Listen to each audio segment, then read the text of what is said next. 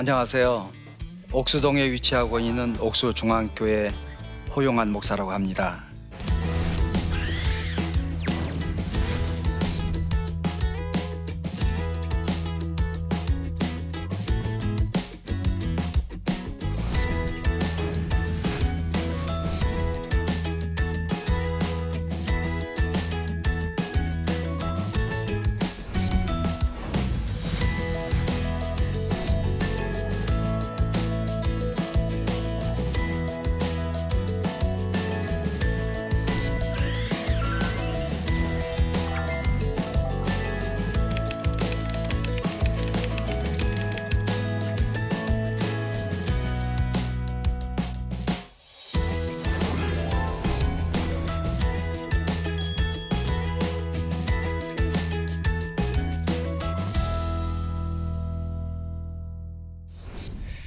저는 17년 전에 옥수동에 있는 옥수중앙교회 2대 목사로 부임을 해서 거기서 지금까지 17년 동안 꾸준하게 목회를 하는 가운데, 제가 처음으로 옥수동에 가보니까 옥수동은 정말 서울에서 달동네라고 하는 달이 가까운 그런 동네잖아요.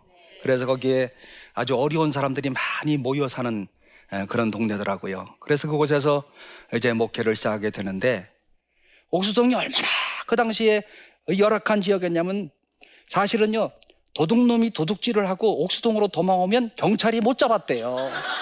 왜냐하면 도둑질하고서는 도망가다가 계단으로 확 올라가면 오토바이 타고 가다가 못 따라 올라가니까. 그만큼 열악한 지역이거든요.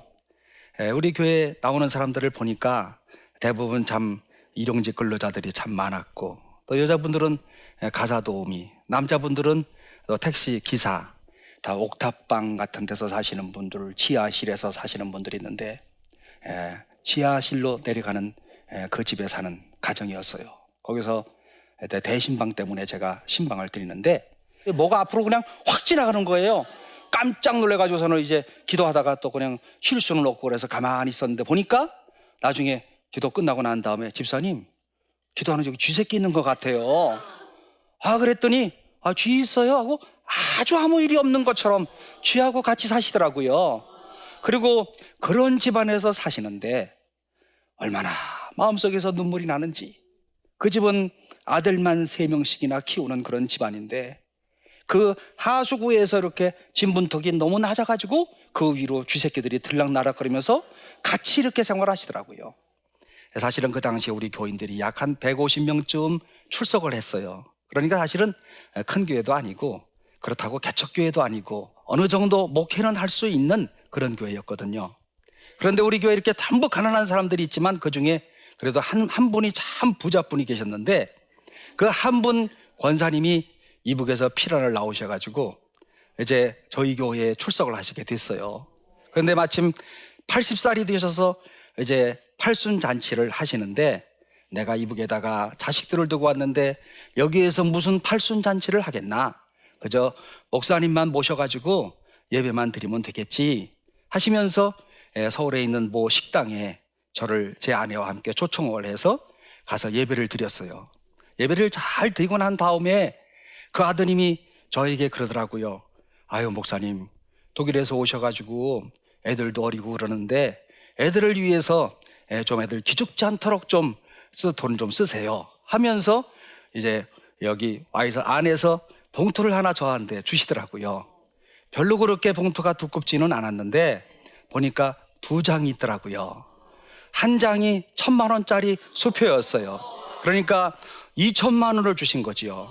난생 처음 이렇게 큰 돈을 받아보았고 가슴이 뛰기 시작했어요. 2,000만 원을 어떻게 쓸까? 또 2,000만 원을 가지고 무엇을 할까? 그런데 제가 제 아내에게, 여보, 2,000만 원씩이나 주셨네, 이거 가지고 어떻게 하지? 그랬더니 제 아내는, 아이, 당신 마음대로 해, 당신한테 준 거잖아. 제 아내는요, 지금도 제가 교회에서 사례금 얼마 받는지도 몰라. 10만 원만 넘으면 돈을 잊어먹어. 그만큼 돈에 대해서는 전혀 관심도 없고, 그리고 돈 셀 줄도 몰라요. 그래서 제가 그날 집으로 돌아가서, 마침 그날도 목요일이었었는데, 여보, 하나님이 아마 저분을 통해서 우리 동네 가난한 사람들 도우라고 그렇게 하셨나 보다. 그러니까 이 돈을 가지고 어려운 사람들을 돕는 일에 우리가 썼으면 좋겠네. 그랬더니 당신 마음대로 해. 그래서 제가 이 마음으로 작정을 하고 주일날 장로님들을 다 오시라고 그랬어요. 오셔서 장로님 이러이러한 일이 있어가지고 제가 이렇게 2천만 원을 얻어왔는데 어려운 사람들을 위한 이런 장학회로 만들어야 되겠습니다 했더니 참 좋은 목사님 새로 오셨다고. 그리고 아주 감동을 푹 먹지 않겠어요? 저는 감동 먹는 그 순간을 또 놓치지 아니하고 장로님 그러면 우리가 장학회를 만듭시다. 그리고 우리가 참 다들 어렵게 살지만 나보다 더 어려운 사람들을 우리가 도웁시다. 그래서 장학헌금 작정하기로 결정을 했어요. 사람들이 한 구자에 10,000원씩이니까 나보다 더 어려운 사람들을 좀 도웁시다 해서 작정을 했는데 350만 원씩 매월 작정이 됐어요. 얼마나 큰 돈이에요. 우리 교인들 가운데는 하루에 열심히 나가서 남의 집 가서 일해가지고 당시에 5만 원 벌고 또 반나절 하면 3만 원 벌고 그런 분들이 남을 위하여서 자기보다 더 어려운 사람들을 위하여서 작정을 했는데 정말 큰 돈이었어요. 그래서 이 큰 돈을 가지고 이제 그러면 어떻게 할까 이렇게 생각을 했는데 제 마음속에 필요한 사람들한테 나눠주자. 왜냐하면 제가 왜 필요한 것에 강조점을 두냐면 사도행전 4장에 보게 되면은 바나바의 사건을 중심으로 해서 이제 성령 운동이 일어나게 되고 그리고 거기에서 사람들이 돈들을 많이 헌금들을 가져왔을 때 그 필요한 사람이 곧 작은 이웃들이고 그 작은 이웃들에게 그리스도의 사랑을 전하는 일이었고 그래서 필요한 사람들에게 필요한 것이 뭘까? 제가 보니까 우선 쌀을 나눠주는 거더라고요. 들어오는 모든 돈들은 그 해에 들어온 돈은 그 해에 다 어려운 사람들을 위해서 쓴다. 그것은 무슨 말인가 하면 하나님이 주시는 대로 모든 일을 써야 되겠다. 이렇게 작정을 하고 그 해에 들어오는 돈 그때마다 있는 대로 사람들에게 나누어 주기를 시작했습니다. 그 사람들이 곧 필요한 사람들이었어요. 그 당시에는 무상급식이 되지 않았기 때문에 우리 교회 주변에 있는 학교들 4학교가 있었는데 초등학교 2개, 중학교 하나, 고등학교 하나 4학교의 학생들에게 밥 못 먹는 사람들, 점심 못 먹는 사람들을 우리가 조사를 해가지고 그 돈으로 50명 정도의 학생들에게 밥값을 대주기로 했어요. 어떤 사람들이 저보고 그러시더라고요. 요즘에도 밥 못 먹는 애들이 있어요? 이렇게 얘기를 하지만 그러나 지금도 오늘 2017년도 오늘 이 시점에서도 밥을 못 먹고 사는 이런 학생들이 있다는 걸 우리가 기억해야 될 필요가 있어요. 그 다음에 우리 동네에 참 어려운 학생들이 참 많이들 있었는데 이 어려운 학생들에게 우리가 이제 집에 오게 되면 어머니는 나가서 일하고 또 아빠도 나가서 일하고 그러니까 애들이 방황을 하니까 이 어려운 달동네에서 도서관을 하나 만들어야 되겠다 생각을 해가지고 제가 도서관을 하나 만드는데 우리 교회는요 이렇게 좁은 땅에다가 교회를 높이 졌기 때문에 계단이 아주 가파라요. 그래서 애들이 거기서 뛰어놀다가 다치면 교회가 책임을 져야 될 것 같아가지고 어떻게 하면 좋을까 이렇게 기도하고 생각하는데 우리 동네 동사무소의 동장님께서 이제 우리 교회가 그동안에 꾸준하게 선행을 하는 일을 아시고 동사무소에 있는 공간을 활용하시라는 거예요. 그래서 제가 동사무소에 있는 어느 공간을 도서관으로 만들었어요. 그리고 우리 교회에서 월급을 줄 직원을 하나 파송을 했어요. 그래가지고 어린아이들 열심으로 학교 갔다 와서 놀지 말고 그리고 열심히 공부해라. 제 마음에는 이런 생각을 했답니다. 그 중에 한 명이라도 100명 중에 한 명이라도 이렇게 어릴 때 공부의 기회를 놓치지 아니하면 이 나라에 걸출한 인물이 될 수 있으리라. 더 나아가서 교회의 큰 일꾼으로 삼을 수 있으리라. 이런 생각을 가지고 도서관을 운영했어요. 그래서 애들이 와서 거기 와서 책도 보고 또 공부도 하고 하면서 꾸준하게 해 나가는데 또 옆에 있는 동사무소에서 동장님이 저한테 연락이 왔어요. 아니 목사님 우리 동에서도 도서관 좀 만들어 주세요. 그래서 그 옆에 있는 옥수 2동 동사무소에도 도서관을 또 만들었어요. 그래서 우리 교회가 운영하는 그런 도서관이 2개였어요. 어저께도 김장을 700포기 담아가지고 어제도 또 한 200가정에게 또 김장을 쫙 나눠줬어요. 10kg짜리로. 그리고 새해를 맞이하는 26일부터 1월 1일 사이에 삶이 허무하잖아요. 그때 안 허무한 사람 있어요? 그리고 또 우리나라 사람들은 그때 떡국을 먹어야 한 살 먹는 것처럼 생각을 하기 때문에 그때는 또 우리 교회에서 쌀을 10가마니 사가지고 방앗간에다가 또 긴떡을 뽑아서 말려가지고 또 3kg짜리 이렇게 300개를 만들어서 옥수동 금호동에 사는 어려운 사람들에게 우리가 다 하나씩 다 이렇게 나눠줘요. 처음에는 300가정을 나눠준다는 게 이게 얼마나 어려운 일이에요. 그리고 또 어떤 사람들은 교회에서 왔다 그러면 나는 불교를 믿기 때문에 안 받겠어요, 이러는 사람들도 있어요. 이 가난한 사람들의 마음을 헤아린다고 하는 것이 얼마나 어려운 일인지 몰라요. 또 우리 교회에서 대학생들 돈 없어서 공부 못하는 그런 사람이 있어서는 안 되겠다.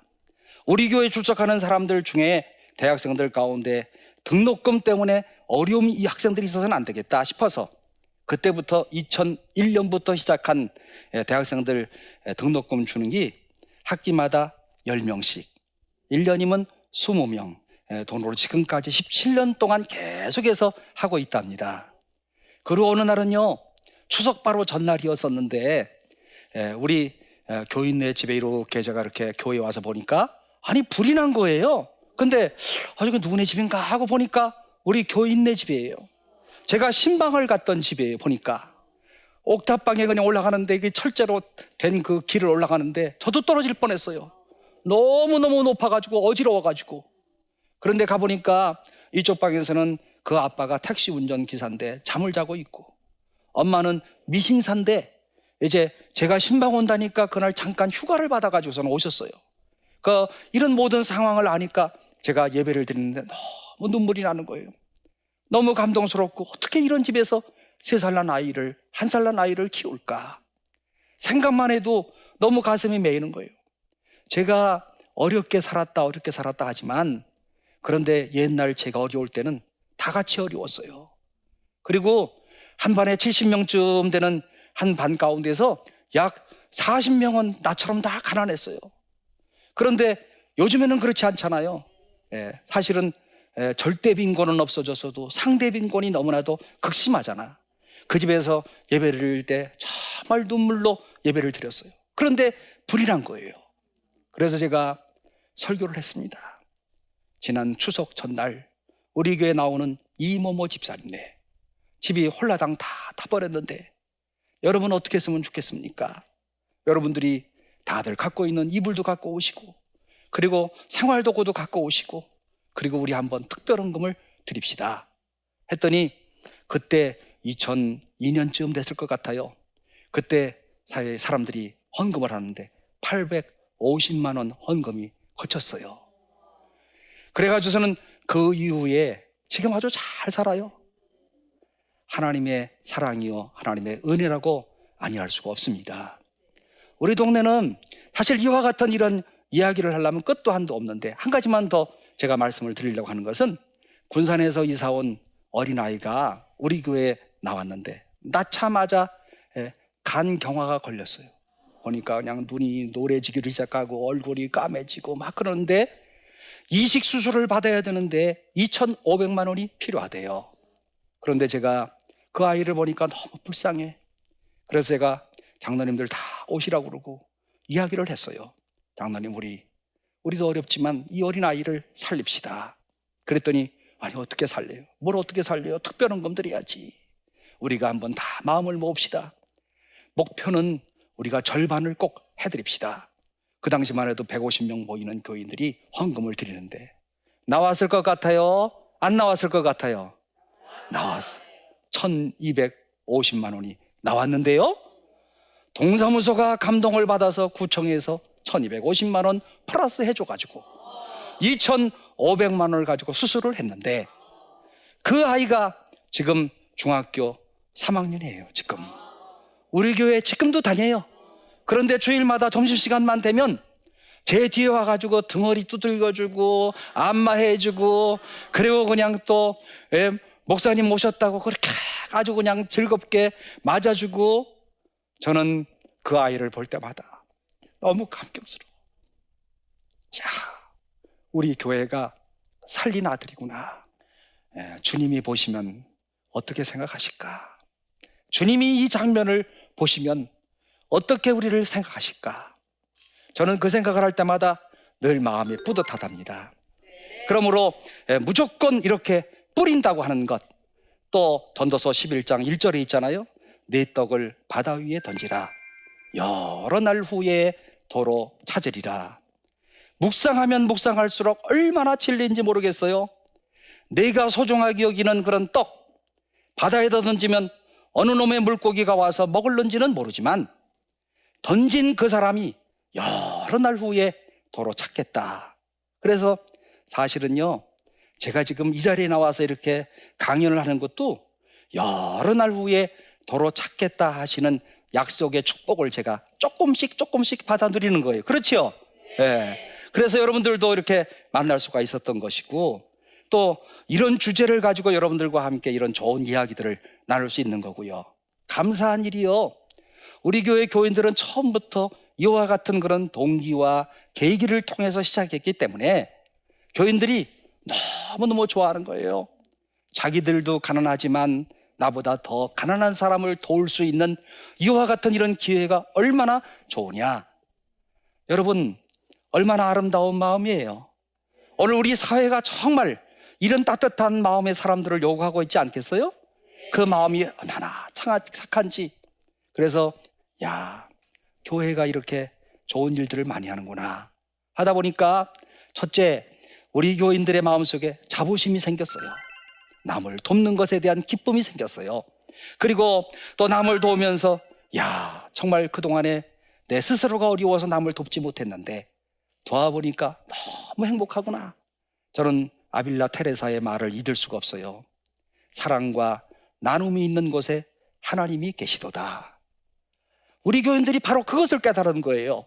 나누면서 하나님이 계시다는 거, 하나님께서 주시는 행복과 기쁨이 있다는 거. 그러면서 교인들의 마음속에 얼마나 뿌듯하게 생각하는지. 그런데요, 더 놀라운 건 그때부터 한 10년 동안 꾸준하게 해 나가면서 사실은 제가 한 일이 아무것도 없어요. 저도 가만히 생각해 보니까 저는 심부름만 했어. 있는 분들이 사랑하는 사람들한테 돈을 내면 그것을 정직하게 관리해가지고 어려운 사람들한테 전달하는 거. 제가 보니까 그것만 했더라고요. 그래서 나는 심부름꾼이었구나. 그런데 하나님께서 은혜를 주셔가지고 사람들이 저보고 잘한다고 이렇게 칭찬을 하는구나. 그런 생각을 하면서 요즘에 연말을 보내고 있답니다. 오늘 우리 한국교회가 정말 다시 한번 개혁을 부르짖고, 또 많은 사람들이 오늘 교회에 대한 이런 큰 기대들을 가지고 있어요. 오늘날 우리 그리스도인들이 어떤 삶을 살아가야 될 것인가, 사회에 전심으로 영향을 끼치는 이런 교회, 어떻게 영향을 끼칠 수 있을까? 내가 그리스도의 빚진 사람이라고 한다면 그 빚을 갚는 마음으로 어떻게 하나님이 나에게 이런 사랑을 주셨을까? 어떻게 하나님이 나에게 오늘 이와 같은 이런 평안하고 행복한 삶을 주셨을까? 거기에 대한 감사함을 가지고 그 사랑의 빚을 갚는 마음으로 어려운 사람들한테 관심을 갖는 것, 그리고 나눔을 갖는 것, 오늘 여기에 하나님이 기뻐하시는, 그리고 영혼을 구원하는 이런 길이 있다고 저는 확신합니다. 오늘과 같은 이런 연말을 맞이하면서 오늘 우리 모두가 정말 하나님께서 나를 사랑하시는 그 사랑 한번 기억해야 될 것 같아요.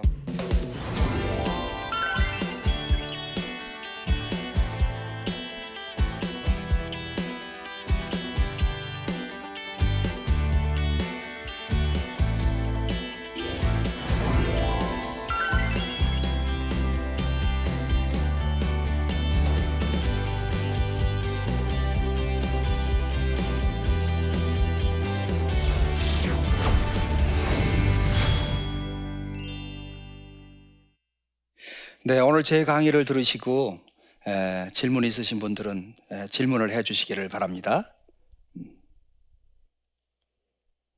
목사님이 힘들게 살아가는 이웃들에게 관심을 가지게 된 특별한 계획이나 이유가 있으신가요?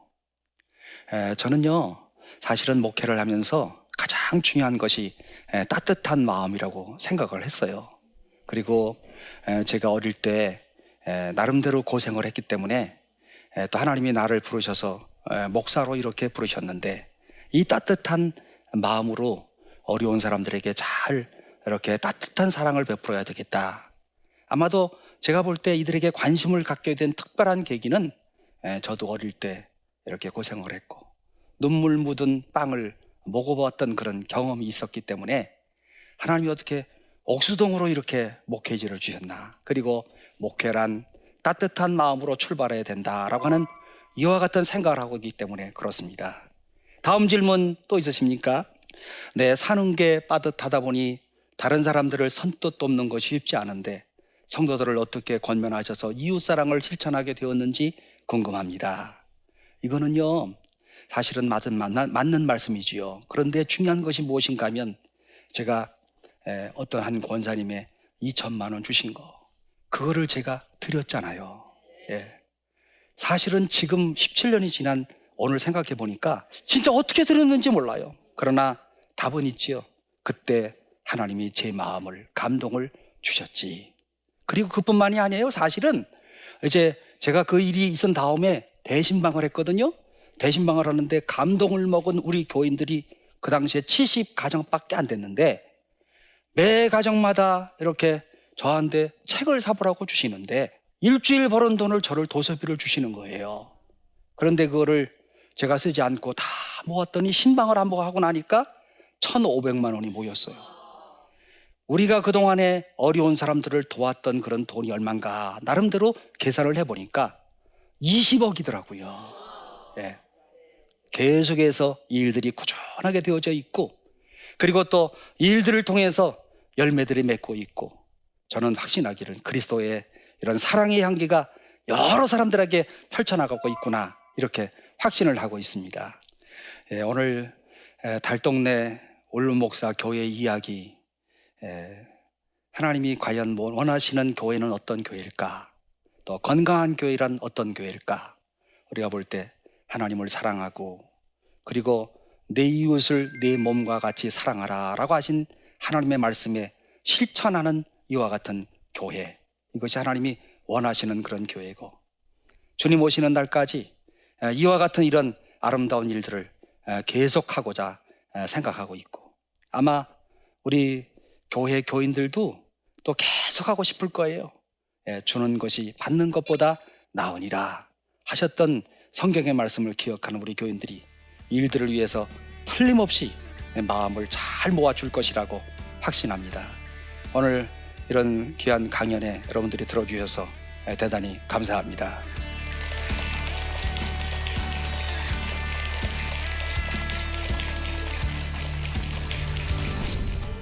크리스마스를 맞게 되면 연인들과 함께 즐기고 연말을 맞이하는 사람들이 많지만 주님은 우리를 향해서 무엇을 기대하실까? 이상하게 고독사의 문제 때문에 이렇게 사회 신문에 많이 올리는 이런 뉴스를 보셨을 거예요. 그래서 사단법인 어르신들의 안부를 묻는 우유 배달, 매일 아침마다 2개가 쌓이면 안에 사람이 죽었다든지 아니면 병원에 입원하셨다든지 대부분 다 사실은 우유가 쌓이면 안에서 돌아가신 거지요. 오늘 내 이웃에게 사랑을 실천할 수 있다고 한다면 이 크리스마스에 우리를 향해서 기쁘게 생각하시고 또 우리를 향해서 얼마나 즐거워하실까, 이런 생각을 해봅니다. 이 프로그램은 시청자 여러분의 소중한 후원으로 제작됩니다.